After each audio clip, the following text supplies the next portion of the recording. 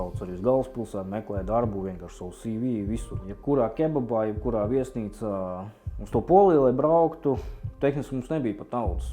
Pamazām jau tā apziņa tā kā atnāk pie tevis, kad tevi apkrāp. Kritiens tajā brīdī, kad bija doma, vai to uzņēmumu vispār turpināt. Bezpajumtnieki ienāk tajā telpā un guļ. Pirmajā stāvā bija saprotams, ka nenomaksās nevienu rēķinu, ne tur ēdienu nopirks tā kā tie mēnesī. Īstā pieredze nāk, ka tu iziet cauri kādiem procesiem, tu mācies no tiem un apgūst kaut ko jaunu.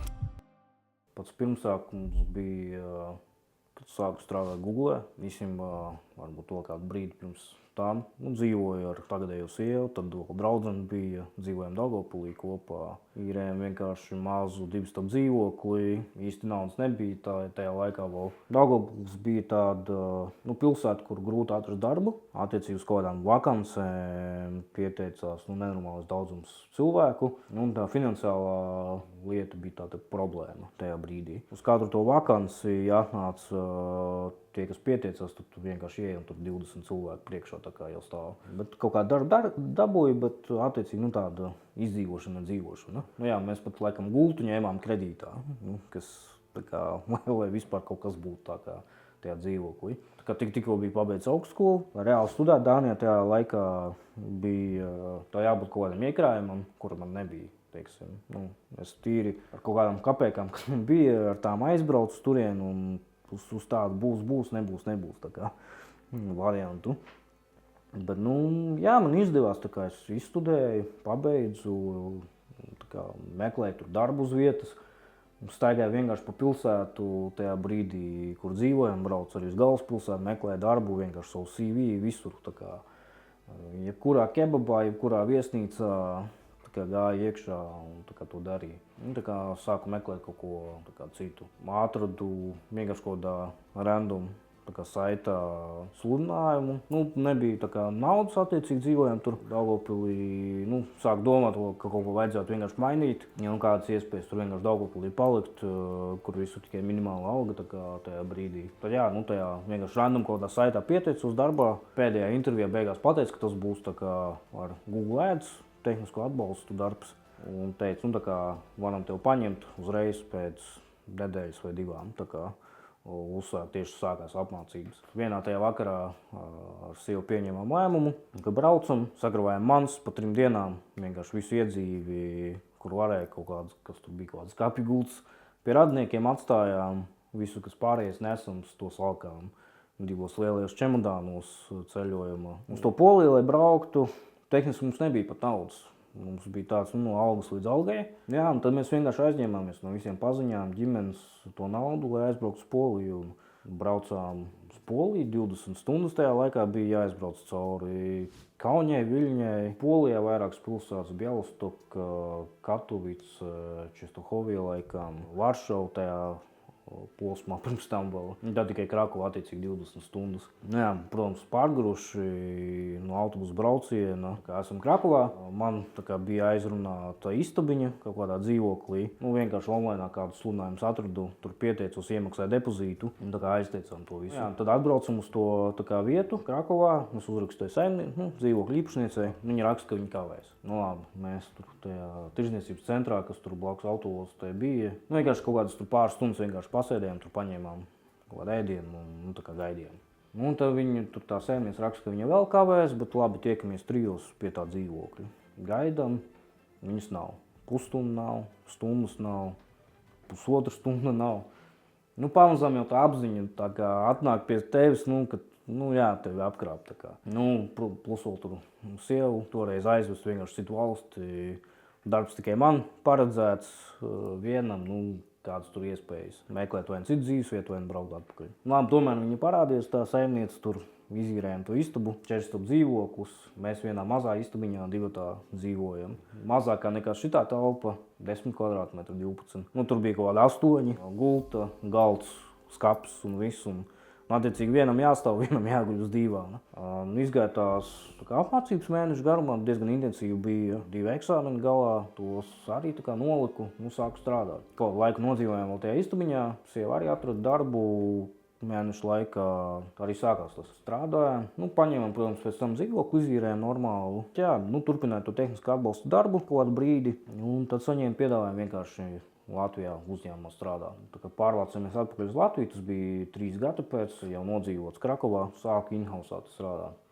Nostrādāju vienā uzņēmumā kādu periodu, tad piedāvāju citā labāku pozīciju. Aizgāju uz to, bet tajā pēdējais baigi izdegu. Tāds izdegšanas baigies periods bija īsti kaut kādus 3 līdz kaut kādus 5 mēnešus nevarēja tā reāli fokusēties uz kaut kādu darbu. Tad sāku domāt, ka tā kā varbūt laiku sev paņemt. Aizgāju no tās vietas, tad bija tāda izvēle, vai iet kaut kādā citā uzņēmumā, tā kā strādāt, vai arī sākt pašam savu. Tieši bija tajā brīdī viens pazīstams cilvēks, kas teica, ka viņam tieši vajag kaut kādas reklāmas vienkārši sakārtot, bet tur vajadzētu savu SIA vai kaut ko tādu uzņēmumu, jo tas klients bija pats no Igaunijas tajā brīdī. Tad atvērt to SIA, tā sanāca vienkārši pie reizes, uztaisīja to vienu projektu, klients bija apmierināts, parādījās vēl klienti un sāka strādāt. Visu sāku īstenībā tepat, Spicē, IKEA coworkingā, jo tajā brīdī īrējām vienkārši 2 stāvu dzīvokli, nebija vietas, kur strādāt. Vienkārši braucu šeit katru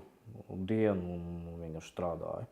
Tā tas pieauga attiecīgi tālāk. Tādu uztaisījām kaut kādus pāris projektus. Es sāku vienkārši jau meklēt sadarbības partnerus tajā brīdī, jo tie klienti, kas nāca pie par Google reklāmu, viņi vienmēr jautāja par kādu Facebook reklāmu vai SEO vai mājaslapu izstrādi. Tad bija atradis citus partnerus, kuriem sadarbojāmies.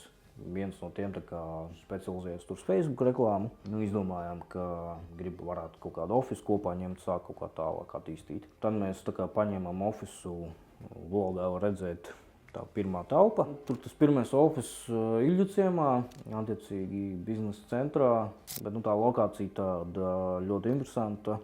Praktiski tur, izņemot tas, ka tur ir 5. tramvaja galapunkts, nekā arī nebija. Telpas, es teiktu, savā ziņā ok, bet ik pa laikam kaut kādas arī problēmas, tur tekoši jumti, teiksim, bezpajumnieki ienāk tajā telpā un guļ pirmajā stāvā uz dīvāniem foajē. Ļoti tāda interesanta vieta, bet tajā brīdī tas bija tāds pieejamākais variants. Mēs bijām paskatījušies tajā brīdī kaut kāds cits ofis par to cenu, bet tas ofis bija tāds, ka klients atnāk, viņš pastāsta apkārt.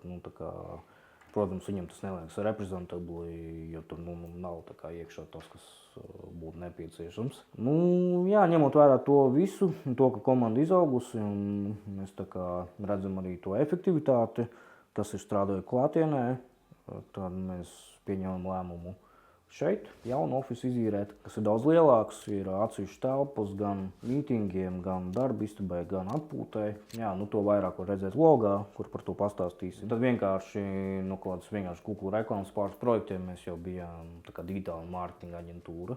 Piedāvājām Google reklāmu, Facebook reklāmu, sociālo tīklu pārvaldību. Pusgadu tā nostrādājām, sapratām, ka kaut kas neiet tā kā vajag. Tās cilvēks, ar ko strādāja kopā, to brīdi arī ar kaut kādiem klientiem nebija spējīgs tik galā. Tad nācās no viņa atteikties tajā brīdī. Tad bija tas lielais saucamais kritiens tajā brīdī, kad bija doma, vai to uzņēmumu vispār turpināt. Tāds mēnesis, kad tā peļņa vispār nebija, bija saprotams, ka nenomaksās nevienu rēķinu, ne tur ēdienu nopirks tajā mēnesī. Bija tas atkal izvēles ceļš tajā brīdī. Vai atkal iet kaut kādu darbu, kuru man jau bija piedāvājums par diezgan labu summu, vai turpināt ar uzņēmumu, bet kaut ko tur darīt.